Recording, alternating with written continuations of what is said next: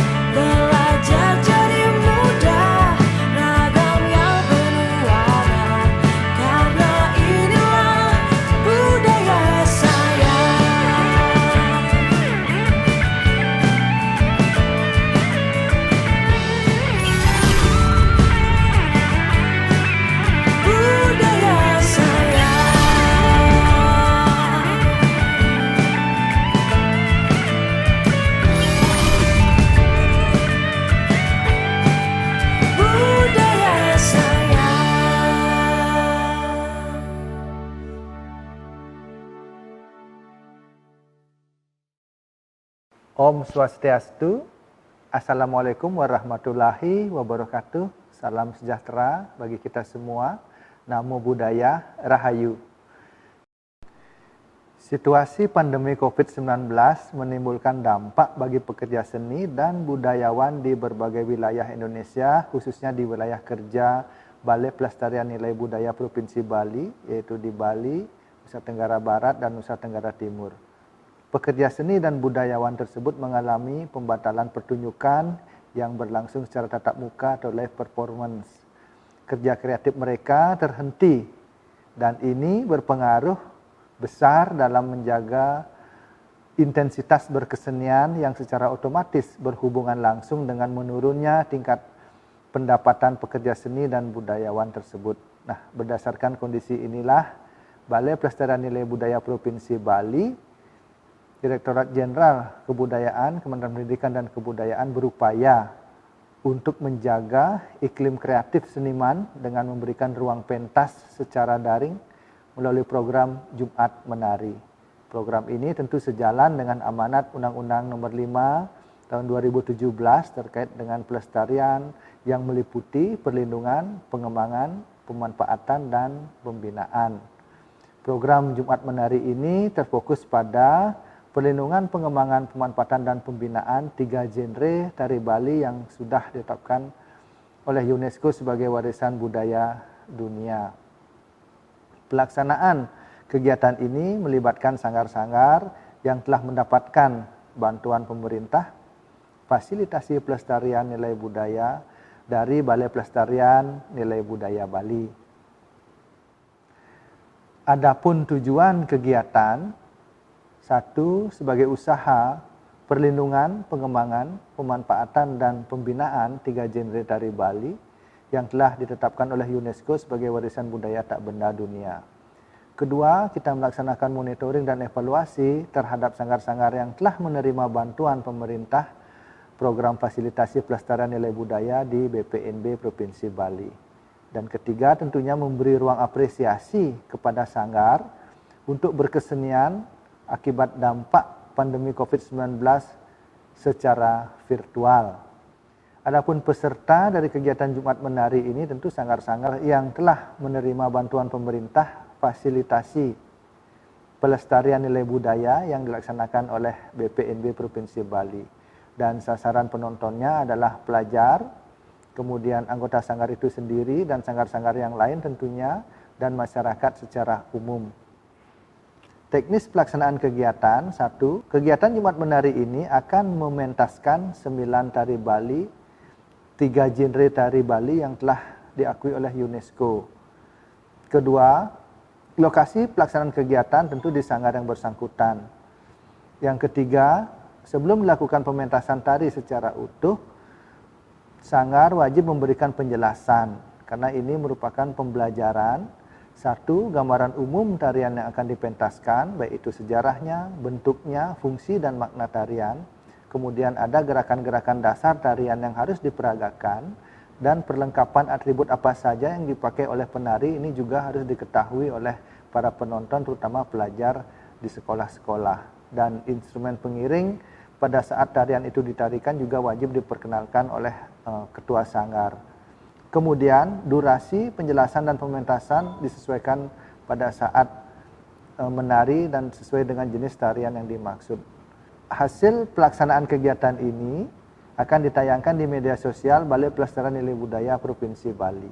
Adapun output yang kita harapkan adalah terlaksananya program kegiatan Jumat Menari ini, adanya ruang apresiasi bagi pekerja seni dan budayawan, khususnya sanggar penerima bantuan pemerintah fasilitasi pelestarian nilai budaya, dan terlaksananya monitoring dan evaluasi terhadap sanggar-sanggar tersebut.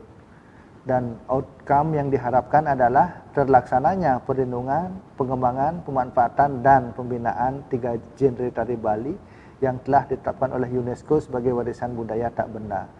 Terima kasih kami ucapkan kepada semua pekerja seni sebagai peserta dalam kegiatan Jumat Menari ini.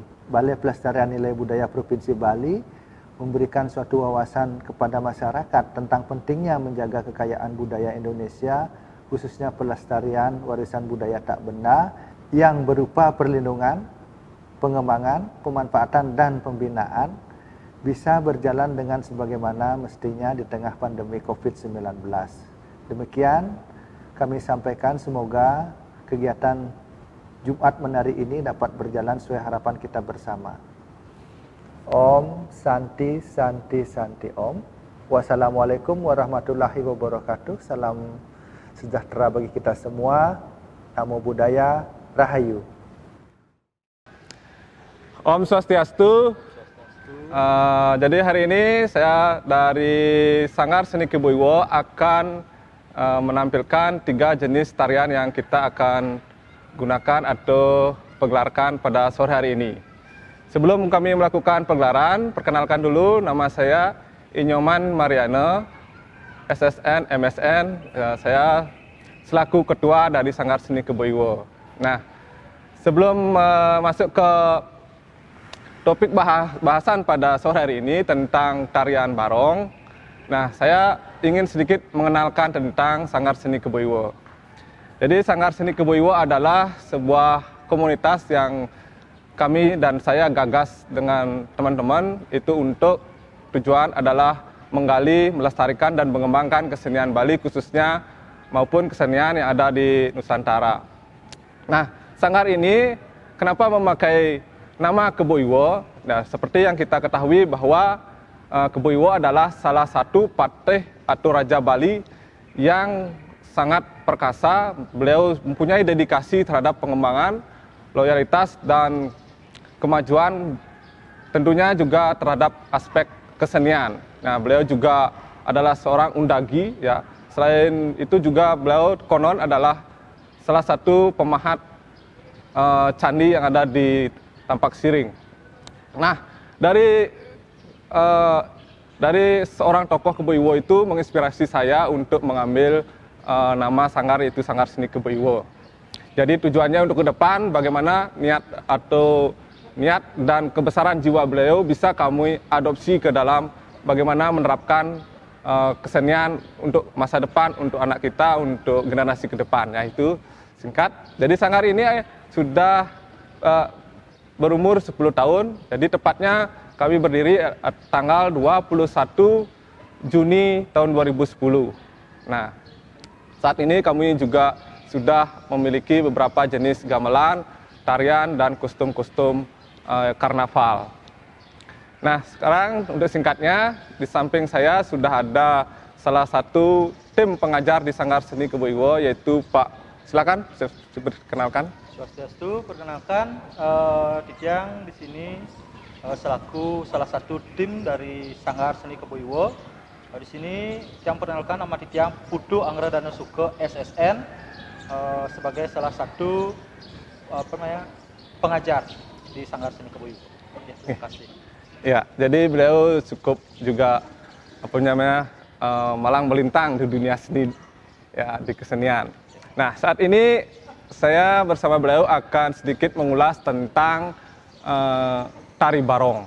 Ya, oke Pak Putu. Pertama saya ingin tanyakan tentang sejarah dari tari barong itu seperti apa Pak Putu? Silakan. Mungkin untuk sejarah tari barong sedikit Pak Ma, bisa kita uraikan satu persatu, ya, karena ada ada beberapa catatan untuk sejarah tari barong itu sendiri, tergantung dari mana kita mengambil. Tapi sebelum saya menjelaskan satu persatu sejarah dari tari barong yang saya ketahui, mungkin kita bisa mengulas apa itu barong dan berasal dari mana. Mana kata barong itu, ya, baik.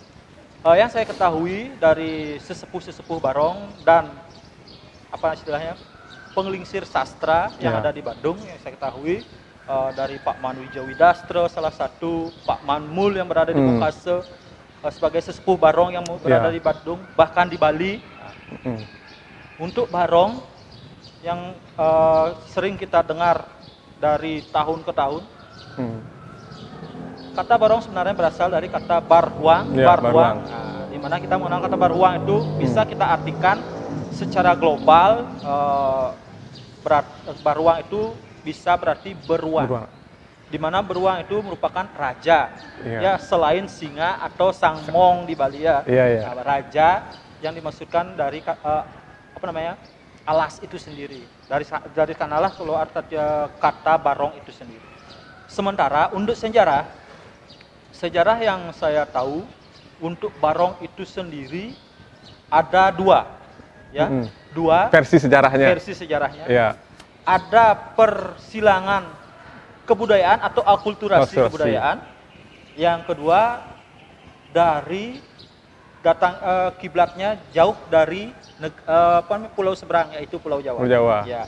Yang pertama ya kita ambil saja dari akulturasi budaya terlebih dahulu. Yang saya tahu barong itu lahirnya konon dari akulturasi budaya Cina dengan Bali tentunya, ya. Kita sudah tahu, kemungkinan itu sebagian besar sudah tahu mungkin ceritanya tentang Sri Jaya Pangus, Raja Bali yang terdahulu bersama dengan Kang Cingwi.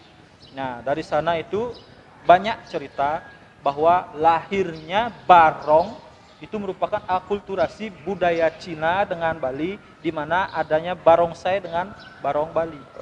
Ya. Sebelum itu di dalam cerita tidak ada disebutkan barong, karena datangnya barong dari Cina dan menyesuaikan sesuai tempat, keadaan serta budaya dan cerita yang ada di Bali. Itu yang pertama. Dan untuk yang kedua, yang saya ketahui, untuk barong sendiri datang dari Jawa, yang terutama saat Prabu Airlangga datang ke Bali bersama dengan barong. Tapi barong yang kita maksud di sana adalah bukan barong seperti yang sekarang. Nah, barong yang saat itu dibawa oleh Prabu Airlangga dalam menyelamatkan dirinya, sebagai saat diserang. Itu merupakan adalah campuran dari reog Ponorogo itu sendiri. Ponorogo itu sendiri. Jadi aspek secara fisik memang memiliki kemiripan. Ya, kemiripan. Jika barong Bali memakai bulu brasok, ada juga yang memakai bulu merak, dan terkadang ada memang memakai bulu merak di titik-titik tertentu. Sementara reog Ponorogo memang memakai bulu merak pada kacingan, atau istilahnya kacingan rambut. hiasan rambut atau gegelungan kalau di Bali ya. Kalau di Bali kan gegelungannya itu moprado, istilahnya ukiran dipakai ornamen yang menghiasi kepala daripada barong itu sendiri. Dari sanalah lahirnya barong untuk sejarah yang kedua. Tapi disesuaikan untuk kacingan atau rambut dari Riau Ponorogo itu dihilangkan. Hanya kepala saja yang digunakan saat di Bali. Dan untuk tubuhnya menyesuaikan dengan adat tradisi yang ada di Bali. Kadang-kadang kita menggunakan, ada yang menggunakan rambutnya berupa dari serat halus pohon praso. Tumbuhan praksok. Pohon praso. Ada yang menggunakan ijo atau duk. Ada yang menggunakan bulu ayam, bulu gua ada. Bulu bangau ada juga, merak bahkan ada juga. Dan yang paling sering kita lihat adalah bulu kuda atau rambut ekor kuda. Ya, itu yang paling sering kita lihat di kalangan penari-penari barong itu sendiri. Ya mungkin itu untuk sejarah tari barongnya. Dan mungkin untuk barong itu sendiri termasuk dia ke dalam 3 kategori memang. Satu ke dalam tari wali. Dilihat dari fungsinya. Dilihat dari fungsi. Kita lihat dari fungsi. Satu ke dalam tari wali, kedua dalam tari bebali, ketiga dalam tari bali-balihan. Ya tergantung sekarang konteksnya tergantung ritual yang berlangsung. Ya benar sekali. Karena apa? Dalam istilahnya adat istiadat di Bali itu, setiap desa di Bali pasti mempunyai pura kayangan 3. Ya, desa pusah dalam. Desa pusah dalam. Ataupun mungkin pura panti mungkin, atau pura kawitan atau pura yang. Kita kan tidak tahu ya, banyak ada pura di Bali. Dan hampir di setiap pulau, maaf kalau bukan pulau, desa di Bali, ada yang menghampiri. Ya, desa yang ada di Bali memiliki sesunan atau istilahnya barong serta rangda yang disakralkan. Maka daripada itu hampir setiap masyarakat atau lapisan serta elemen masyarakat itu mengetahui apa itu barong, sesuai di mana beliau dilinggihkan atau ditempatkan, dan istilah Balinya siapa yang berstana di badan beliau. Seperti itu mungkin kurang lebih. Oke, tadi sudah disinggung tentang sejarah. Jadi ada 2 versi sejarah yang kita pakai acuan untuk keberadaan tari barong. Yang pertama itu dari alkulturasi budaya, yang kedua adalah difusi budaya, jadi adanya perpindahan suatu kebudayaan dan menyebar dalam suatu daerah tertentu. Nah itu, jadi kita secara fisik memang dari yang disebutkan oleh Pak Putu Anggro itu bahwa dari penyebarannya terdahulu dan apa yang kita bisa nikmati tari barong sekarang adalah itu sebuah kreativitas dari orang-orang Bali, tentunya memang sangat luar biasa, apalagi dan kreativitas seniman memang selalu ingin berkembang dan berkreativitas menunjukkan sesuatu yang baru. Nah itu dari sejarah sudah, dan dari fungsi juga sudah disinggung. Nah sekarang kita masuk ke bentuk pertunjukan tari barong. Nah Pak Tu silakan, bagaimana kira-kira bentuk pertunjukan tari barong? Untuk bentuk pertunjukan tari barong itu sendiri sudah mengalami perkembangan yang sangat signifikan ya. Dari pertama adanya tari barong itu sendiri, sejak kapan tari barong itu dipentaskan untuk balih-balihan atau dikomersialkan dari tari wali beralih fungsi menjadi tari balih-balihan atau dikomersialkan ya. Itu memiliki ragam yang sangat banyak sekali. Karena apa? Dalam tari sakral biasanya istilahnya tari wali, untuk barong itu sendiri dari zaman ke zaman mengalami perkembangan. Dari rekaman yang pernah saya tonton pada tahun 1939, rekaman 1939. Berarti tahun 1939 itu sudah ada ya? Sudah ada. Sudah tari barong ya? Oh, jauh sebelum itu sudah ada ya. Karena soalnya zaman Air Langga masuk ke Bali aja kita sudah tahu tahun berapa Masehi ya. Itu udah ada perkembangannya. Dari rekaman 1932 dan 1939 itu, saya menonton tari barong itu hanya sekedar ngelembar atau istilahnya mangdo ide medal Medal. musola. Setelah adanya alih fungsi dari tari wali ke tari Bali-Balihan Bali-Balihan. atau dikomersialkan. Kalau tidak salah itu pada tahun 1030-an ya, 1930-an, entah 37, 38, 39, lupa saya. Waktu itu atas titah dari Raja Klungkung, Ide Dewi Sakti Agung kalau tidak salah, atau Agung Sakti ya. Saya lupa nama beliau.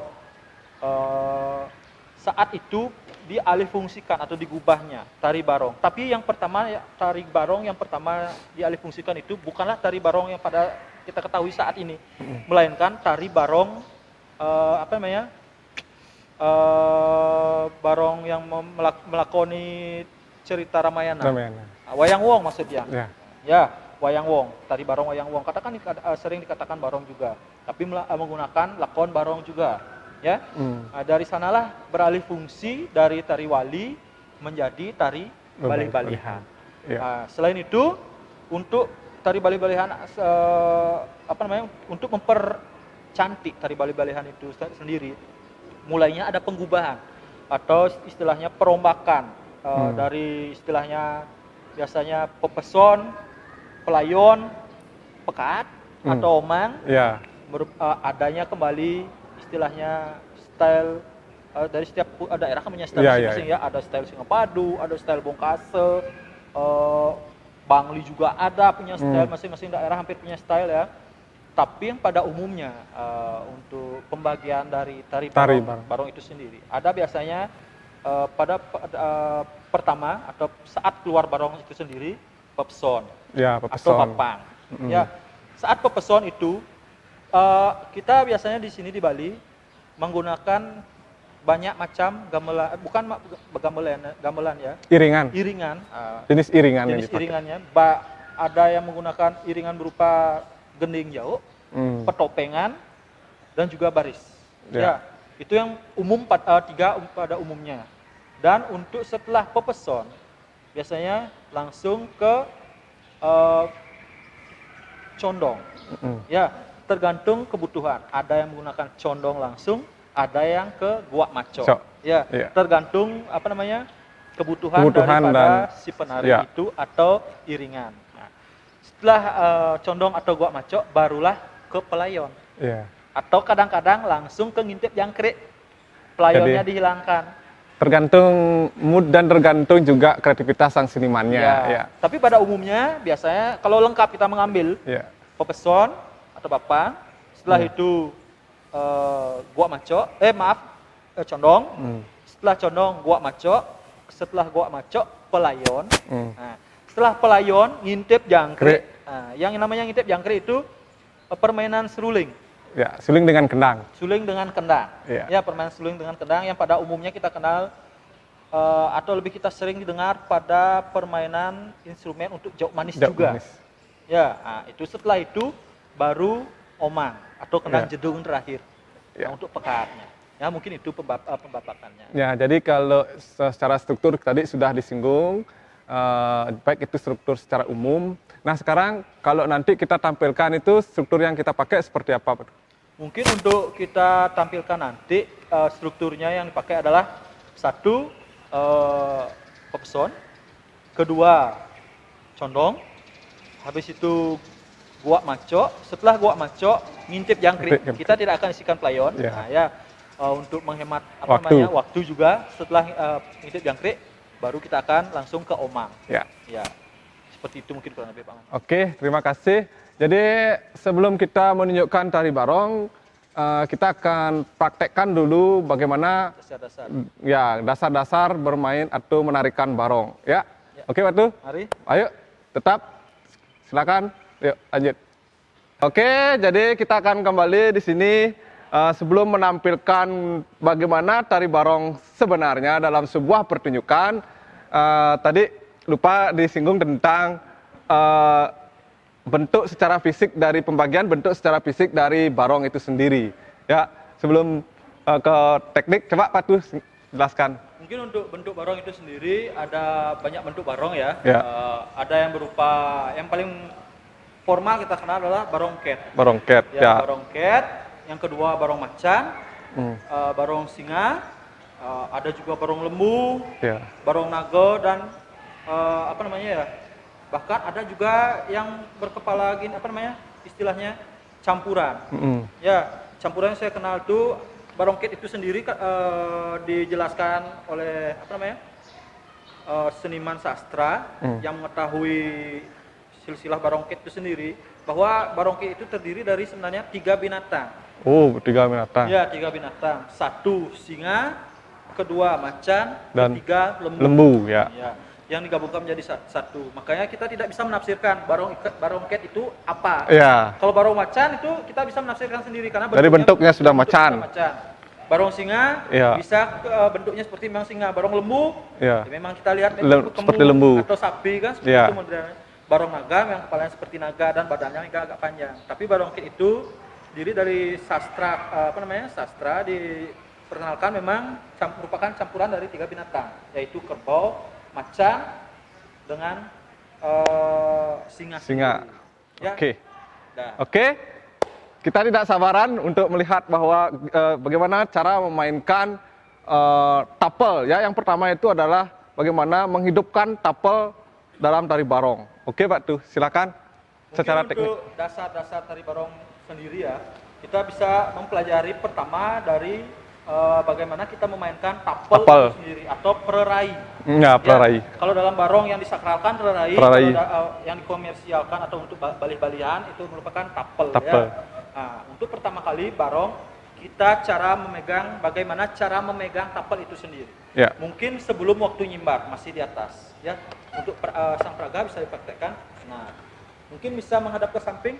Ya, biar dilihat oleh teman-teman yang ingin belajar tari barong, boleh caranya ya dari memegang tapel barong sendiri, ya. Jadi tangannya seperti ini masuk ke lubang.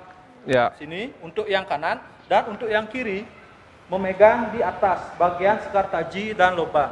Karena di bagian sekar taji pasti ada kadang-kadang tanduk atau les kayu atau bambu, ya, yang dipasang untuk memegang sekar taji ini sendiri. Ya. Itulah fungsi dari sekar taji, tanduk dan lubang yang berada di barong. Ini merupakan teknik dasar untuk memegang tapel itu sendiri pada posisi atas. Ibu jarinya masuk ke dalam lubang, ya. Ya. Oke. Nah, dan kedua, bagaimana cara kita untuk istilahnya nyeledet dalam posisi di atas. Ya. Contoh nyeledet pertama, seledet mungkin dari agam kiri. Ya, agam kiri kaki kanan nanjak. Nah, sudah untuk seledetnya pasti tentu ke kiri. Ya, coba seledet. Ya. Set. Nah, sesuai baba. Set. Nah, 1 tak tak. Nah, itu merupakan seledet. Ya, di mana seledet itu merupakan ketelatenan kita semana sering kita melatih pergelangan tangan. Ya, karena pergelangan tanganlah yang paling utama dalam peranan memegang tapel itu sendiri. Ya. Sudah, dan sekarang kebalikannya, seledet kiri. Panjat ya dari kaki, coba lihat. Seledet kiri, seledet kanan ya. Seledet kanan, agam kanan. Yuk. Tak. Nah, tak. Ya. Nah, sekarang itu posisi untuk yang di atas. Dan sekarang untuk nyeliar. Nah, nyeliar itu merupakan kehalusan bagaimana kita memperagakan nyeliar di kepala ditransformasikan ke dalam sebuah tapel. Supaya tapel yang merupakan benda mati ini terlihat hidup. Ya, coba nyeliar pegang kanan. 1, 2, 3. Set, nyeliar. Nah, stop. Nah. Di sini kita bisa lihat kembali ke semula. Nah. Dari peralihan kepala ditransformasikan ke tangan. Ya, saat kepala nyeliar, kalau kaki diam, itu pasti akan kelihatan mati. Karena apa? Yang menari itu bukan hanya tangan dengan kepala, namun semua badan serta badan barong yang nanti ditarikan. Maka daripada itu, kita harus mulai merasakan ke bawah. Ya, coba kita ulang lagi sekali. Nyeliar kanan. 1, 2, 3. Ses. Hop. Tak. Nah, itu langsung gerakan kembalinya. Ya, itu untuk yang pertama, untuk nyeliar yang agam kanan. Sekarang nyeliar yang agam kiri. Sama seperti tadi, cuma dibalikkan saja. Ya, dari tadi misalnya kita nyeliar ke kanan, sekarang nyeliarnya ke kiri. Kalau bisa untuk menghayati, kepala kita ikut. Ikut. Guna apa? Merasakan Menghayati. dari gerakan tapel itu sendiri selain Ya. bisa merasakan pergelangan kita sendiri. Ya, mari 1, 2, 3. Tes. Hop. Nah, ulangi sekali untuk perjelas. Mungkin volume geraknya bisa diperbesar karena kita rekaman. Yuk, 1, 2, 3. Tes. Hop, tak. Nah, itu merupakan nyeliar. Dan sekarang teknik nyimbar. Ya. Tadi sudah dari teknik nyeliar nih. Nyeliar. Yang kedua sekarang nyimbar. Sekarang, oh maaf, ada satu lagi kurang. Nyegut. Nyegut. Ya, nyegut pada tapel. Ya. Nah, saat sekarang nyegut pada tapel posisinya sama dengan kepala kita. Kalau kepala kita biasanya nyegut dalam tarian tak, set, tapel pun seperti itu. Bedanya, kepala kita dipegang oleh leher, tapel dipegang oleh tangan kita sendiri. Makanya daripada itu saya mengatakan tadi, pergelangan tangan merupakan Kunci. kekuatan kunci utama. Kunci utama. Makanya daripada itu, jika pertama kali menarikan barong, langsung mengambil barong dan menari lama, kemungkinan besoknya akan keselio tangannya. Ya, maka daripada itu diperlukan latihan. Ya, untuk cigot mungkin bisa dipraktekkan. Set. Ya. Tek tek ya. Ya. Sama seperti kepala, nyegut itu juga dipatahkan geraknya. Tak, set, nah, tak, set. Bedanya ini merupakan tapel.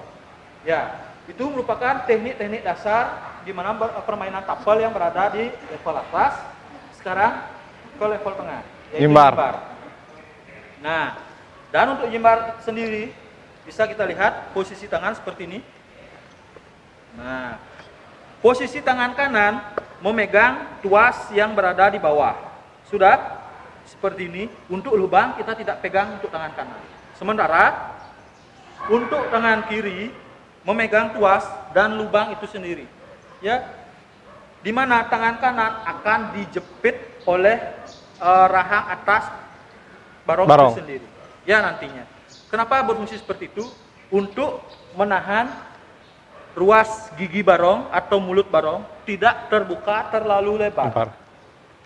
Karena jika terbuka terlalu lebar, coba buka lebar. Nah, dalam keadaan posisi tapel atau peraih barong di bawah, gigi atau mulut barong terbuka secara lebar, itu akan terlihat kurang berwibawa dan terlihat lucu. Jadi mengurangi unsur estetikanya, keindahannya. Kita melihat juga unsur estetika Yeah. yang pertunjukan. Ya, maka daripada itu, begitulah versi cara memegang tapel barong dalam posisi nyimbar. Ya, untuk posisi nyimbar ini akan jauh lebih berat. Karena apa? Bukan karena tapel barong. Lain daripada itu, badan barong akan jatuh Condong ke depan. Ya, badan akan jatuh ke depan diikuti dengan tekanan gelungan. Akan tetapi posisi badan kita bisa lebih tegak. Karena apa? Kita tidak perlu terlalu ngadep. Karena posisi barong atau kaki kita sudah ditutupi oleh barong itu sendiri. Dan mungkin kita bisa lihat nanti dalam pertunjukan. Ya. Dan untuk seledet itu sendiri sama seperti seledet pada umumnya, namun posisinya di atas atau di depan perut. Ya, coba mungkin bisa dipraktikkan untuk nyimbar seledetnya. Tak, nah, tak bisa lebih kuat ya, karena tekanannya kembali sekarang udah ada pada badan barong itu sendiri. Tapi leher kita yang menyangga berat badan barong itu sendiri. Ya, dan untuk nyelir juga sama seperti tadi. Coba bisa dipraktekkan. Set, set, itu nyelir kanan. Sekarang nyelir kiri. Set, dikeraskan dikit karena set, ya itu sama seperti pakem dasar pada posisi barong di atas. Dan sekarang karena sudah terlatih untuk di posisi atas dan bawah dari tapel itu sendiri, sekarang kita beralih ke kaki, karena kaki adalah sebagai penunjang pertama dari barong itu sendiri. Penumpu. Ya, penunjang, penumpu. Selain penumpu berat badan, penumpu berat barong, dan penumpu istilahnya kegesitan.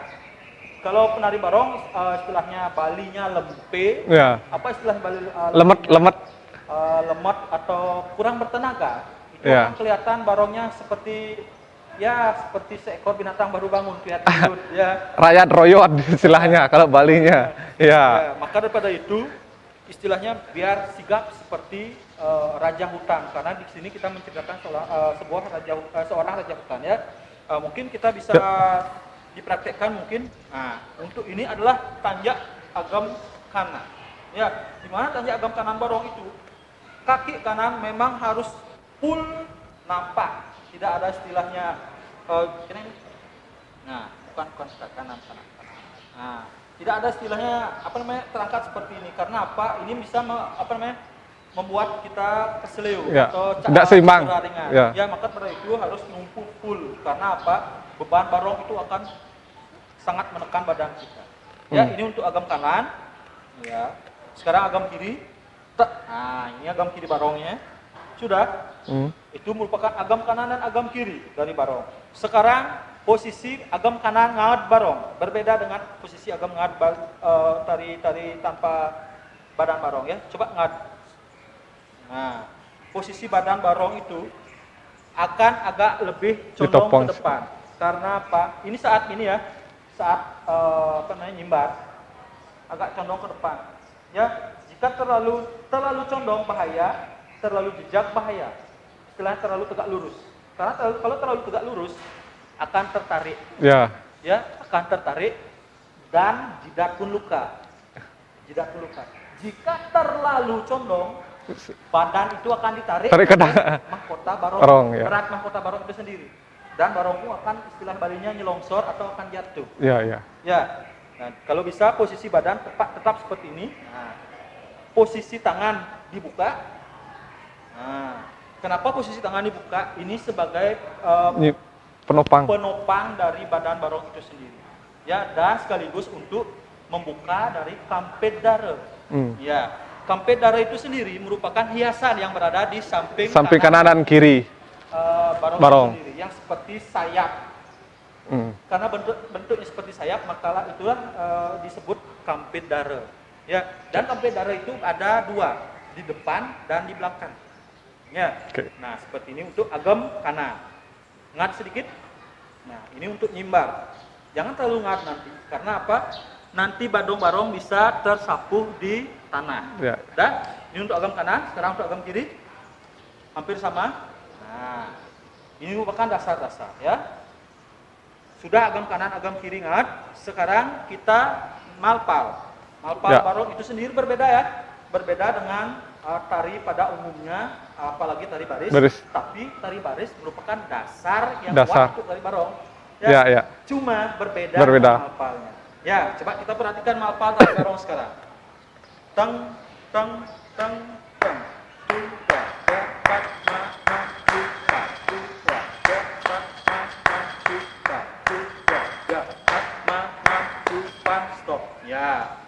Tari malpal, tari barong itu sendiri agak melompat-lompat.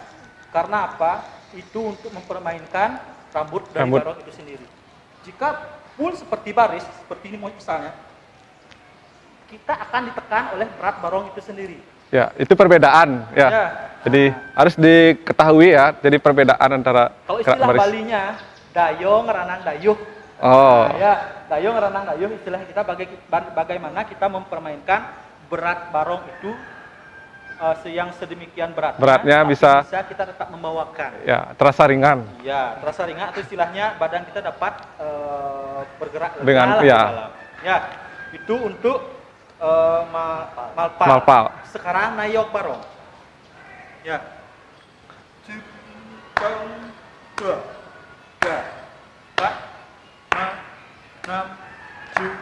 Stop. Nah, dah. Untuk gerakan nayok sendiri, kepala daripada barong atau tapel mengikuti kaki. Ya, sesuai dengan hentaan kaki. Apa gunanya? Untuk mempertegas dari suasana tapel itu sendiri dan menghidupkan aura yang berada di tapel itu sendiri. Bagaimana caranya kita menghidupkan benda mati tersebut supaya terlihat hidup dan orang-orang terkagum-kagum melihatnya.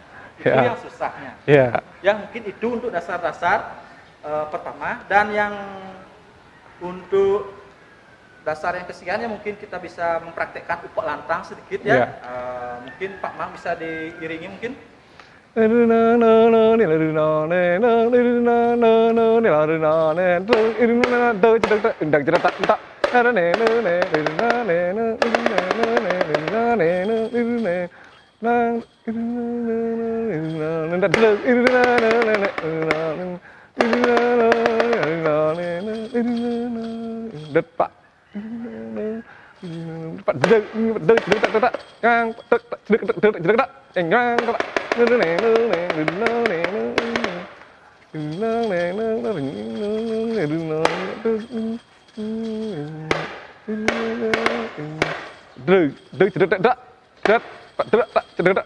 Pak.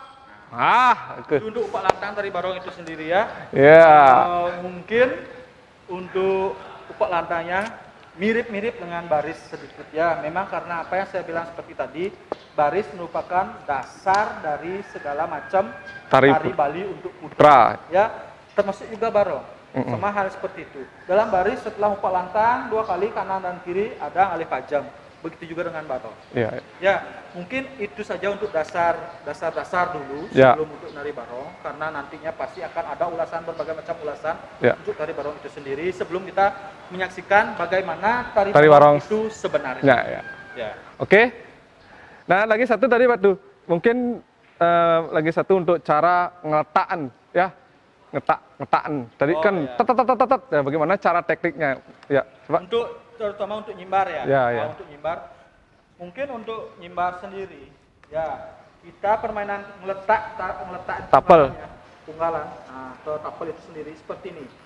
Tangan itu jangan menggenggam seperti ini. Langsung kita rilekskan seperti ini. Ya. Tak, biar bisa cepat. Nah, ya, Ya. biar bisa cepat. Tapi tangan kanan itu cuma memegang tuas dari rahang bawah. Wah.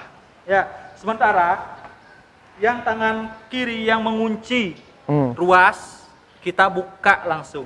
Nah, jadinya bisa cepat. Coba bisa dipercepat. Tet. Iya. Ya, mungkin itu saja. Oke. Jadi sekian tadi secara teknis sudah dipaparkan tentang bagaimana cara memainkan tari barong atau tapel itu sendiri, ya. Lebih jauh kita akan langsung mempraktekkan pertunjukan tari barong bersama kami Sanggar Seni Keboiwo. Ya, terima kasih. Kita tutup dengan Pramu Santi. Om Santi Santi Santi Om.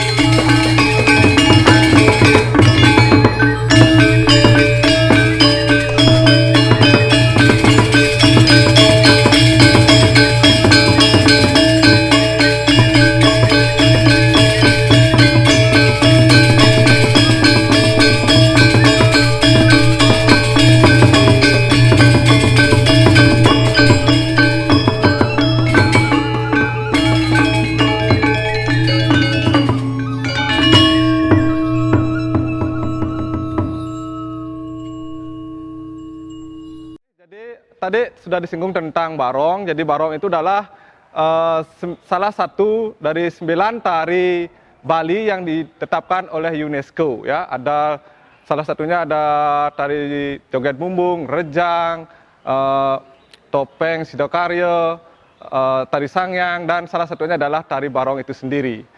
Dan berdasarkan dari genre tari Bali itu dibedakan menjadi 3, ada tari wali, tari bebali, dan tari balih-balihan. Nah, tadi sudah disinggung juga bahwa barong itu termasuk ke kategori yang mana, genre yang mana. Ya, bisa jadi tari wali itu berdasarkan dengan konteks di mana dia dipentaskan. Kalau dia tergolong tari wali, dia akan ada prosesi upacara yang mendukungnya. Ya, sebelum dipentaskan ada prosesi ritual yang berlangsung. Nah, itu yang membedakan. Terus bisa juga dia jadi balih-balihan. Ya, itu adalah sebuah seni yang digunakan untuk pertunjukan komersil yang kita bisa lihat di beberapa stage barong. Nah, itu dia tergolong ke balih-balihan, sebuah bentuk pertunjukan yang terlepas dari konsep wali tersebut. Nah, artinya dia digunakan atau dibuat sebuah bentuk yang sama, tetapi tidak didukung oleh ritual. Ritus artinya tidak dibalut dalam bersebuah ritus. Nah, itu yang membedakan mana yang disebut dengan wali dan mana yang disebut dengan balih-balihan. Jadi itu. Nah, yang kita tampilkan sekarang adalah bagaimana tari barong dalam sebuah pertunjukan yang bisa juga nanti digunakan dalam media pembelajaran. Ya, terima kasih. Oke, jadi yang kedua kami akan tampilkan tentang tari telek. Ya, jadi sebelum masuk ke pertunjukan tari telek, kita akan bahas sedikit tentang sejarah tari telek dan kategori tarian dari genre 3 tari Bali itu dia termasuk ke mana. Ya, di samping saya sudah ada Pak Putu Anggredana, ya salah satu dari alumni ISI dan Pasar. Nanti dia akan mengulas tentang sejarah, fungsi dan bentuk dari struktur pertunjukan tari telek itu sendiri. Ya, silakan Pak Dul. Ya, terima kasih atas waktunya. Om Swastiastu. Om Swastiastu. Untuk di sini saya akan menjelaskan tentang tari telek itu sendiri ya. Mungkin saya akan menjelaskan tentang bukan sejarah ya, karena sejarah untuk tari telek itu sendiri kita tidak mengetahui kapan sejatinya tari telek itu pertama kali ditarikan muncul, tapi kemungkinan bersamaan dengan adanya tari barong itu sendiri. Karena ya. Apa? Terkait ya? Ya, terkait itu merupakan ada satu kesatuan unsur. Karena dalam sastra atau lontar barong suari, tari telek atau telek itu sendiri ada diceritakan.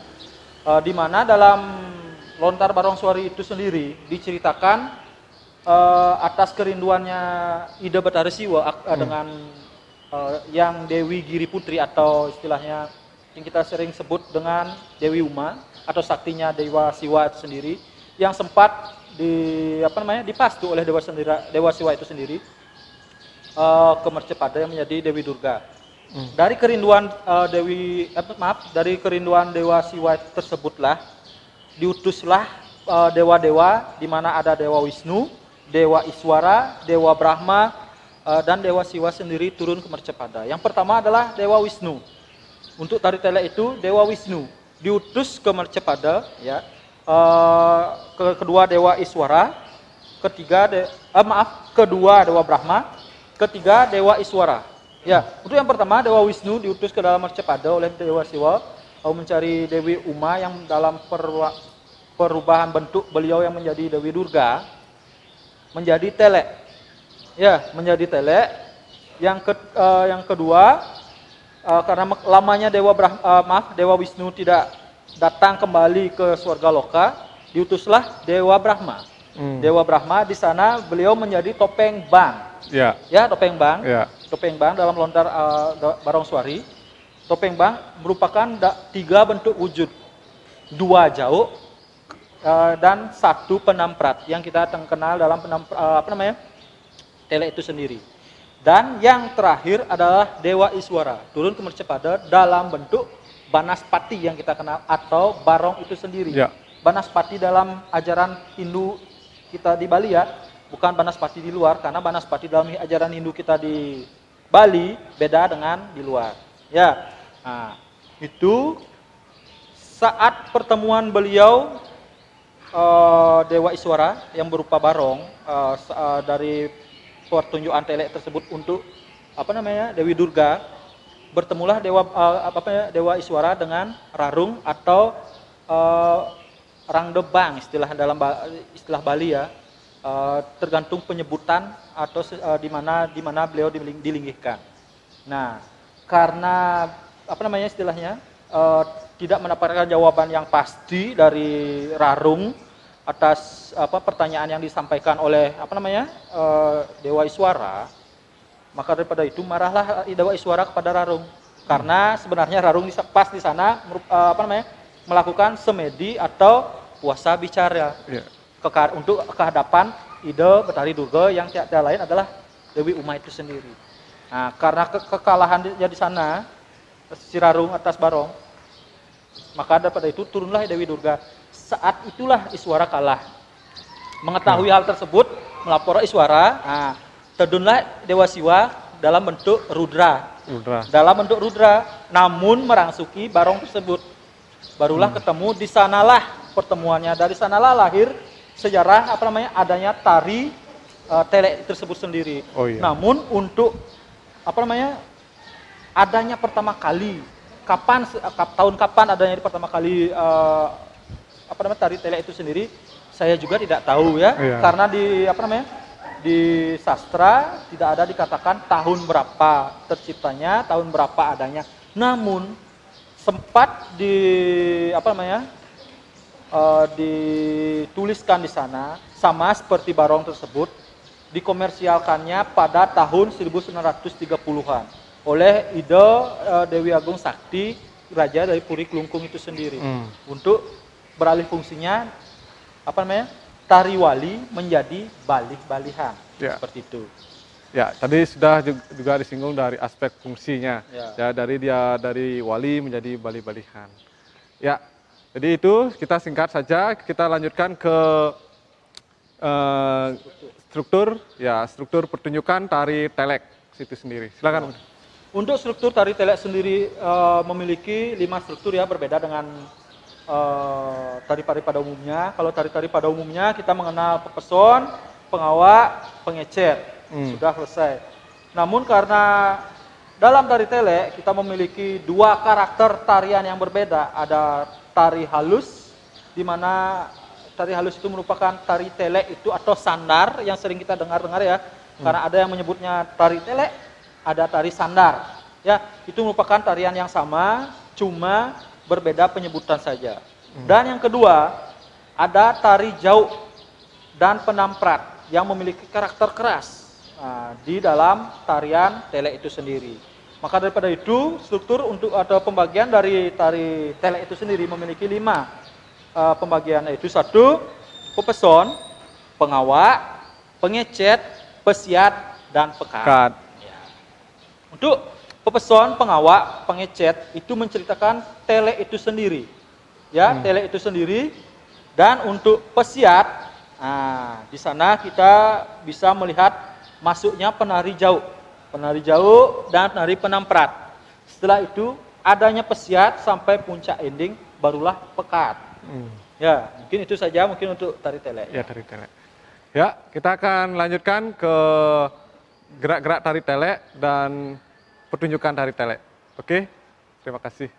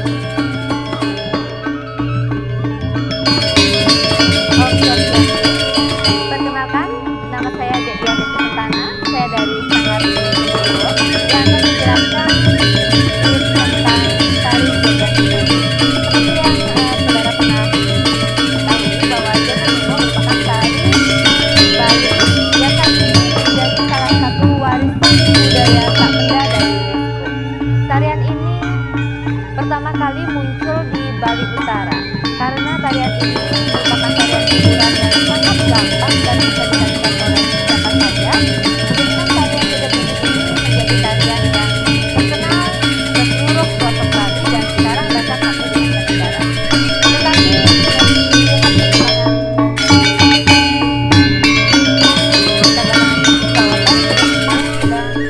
disoroti karena ada beberapa gerakan yang lebih ke erotis dan sesuai dengan apa yang menjadi tarian joget bumbung yang sebenarnya.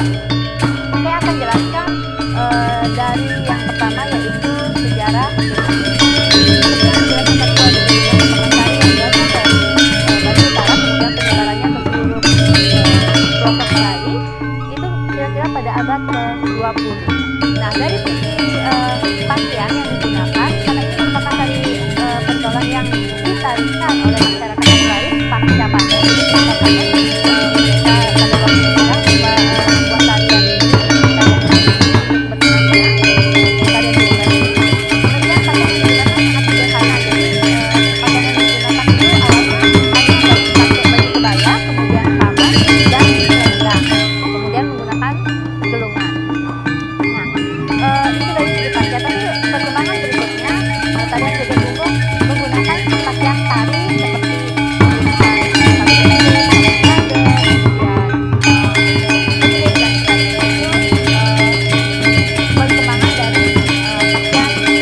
Nah, dari segi tari joget bumbung itu seperti tari-tari lainnya ada pesona, ada pengawak, ada pengecet dan ada pekat.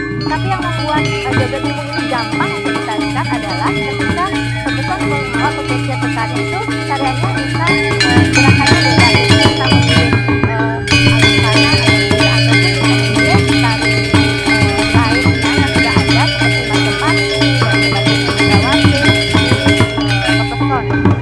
Kemudian di pengawak itu mencari pengibing, ya, pengibing. Kemudian nah inilah yang sering terjadi salah kaprah ketika mencari pengibing, otomatis akan ada apa namanya pertemuan antara wanita yang laki-laki pada umumnya di sana, tetapi yang membuat tidak baik adalah goyangan itu.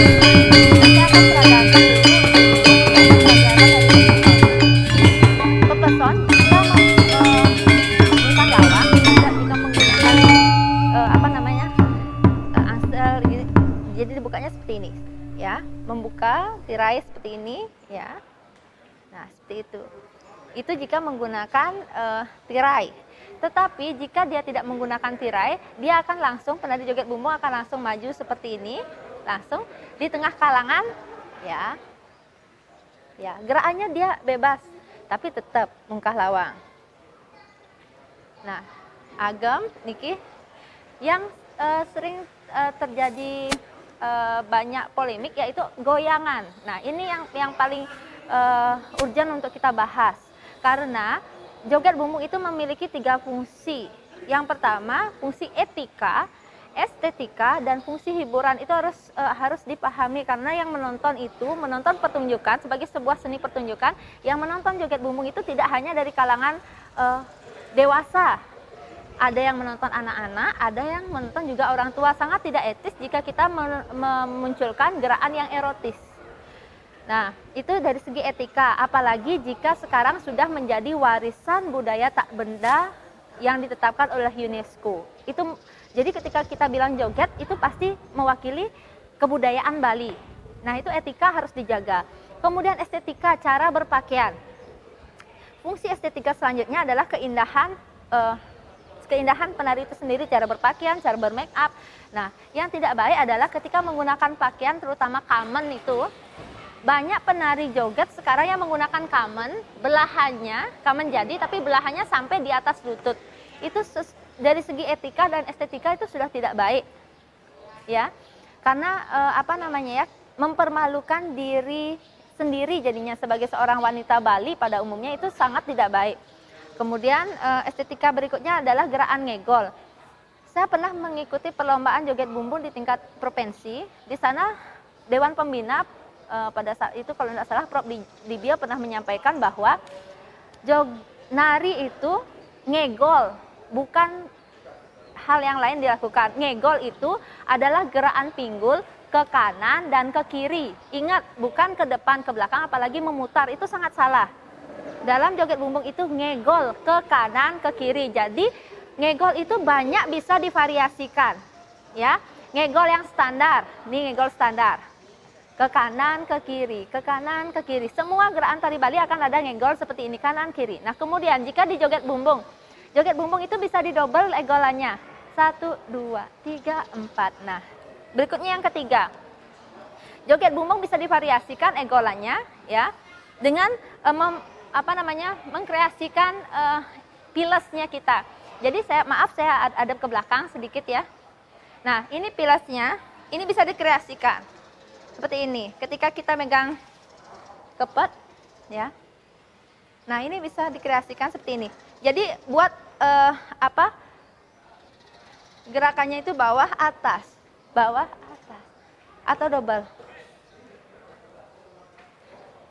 Nah, tetap bisa dia tetap bisa dia bergerak goyang, tapi tetap kanan kiri pakemnya tetap ada, egolannya tetap ada.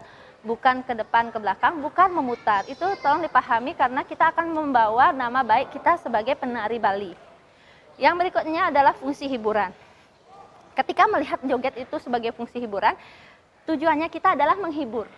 Ya, menghibur penonton, menghibur teman-teman dan sebagainya. Nah, ketika ada yang menonton anak-anak dan kita menampilkan goyangan erotis, itu yang sangat salah. Karena goyangan erotis itu tidak pada tempatnya. Ingat sekali lagi bahwa joget bumbung adalah warisan budaya Bali yang harus kita lestarikan. Nah, berikutnya ketika ketemu pengibing, ya, tolong jangan pengibingnya itu malahan kita yang mengambil, dalam artian pinggangnya diambil, itu sangat salah, itu tidak baik. Yang harus kita jaga adalah ketika pengibing mendekat, itulah fungsi dari kipas ini sebagai properti. Ini bukan cuma properti biar cantik, tidak. Ini juga bisa untuk nangkis. Ketika ada pengibing mendekat, langsung tangkis seperti ini. Ya, ketika kenalan, kan kita tari pergaulan. Joget itu tari pergaulan. Ketika berkenalan pertama nikah, ya, juga boleh menjaga jarak seperti ini, memasang selendang, gelongan, ya, agak diturunkan. Itu properti ini gunakanlah untuk menjaga diri dari hal-hal yang tidak kita inginkan, tidak baik. Jadi tolong hargai diri kita sendiri sebagai seorang penari Bali. Nah, kami dari Sanggar Kebo sangat mendukung tari joget bumbung sebagai tari warisan budaya tak benda dari UNESCO dengan cara tetap mempertahankan pakemnya, tetap membuat joget bumbung itu menjadi hiburan yang tetap menjaga etika dan estetika tari Bali. Sekian penjelasan dari kami dari Sanggar Seni Kebo Iwo, dan sesaat lagi kita akan saksikan langsung tarian joget bumbung. Om Santi Santi Santi Om.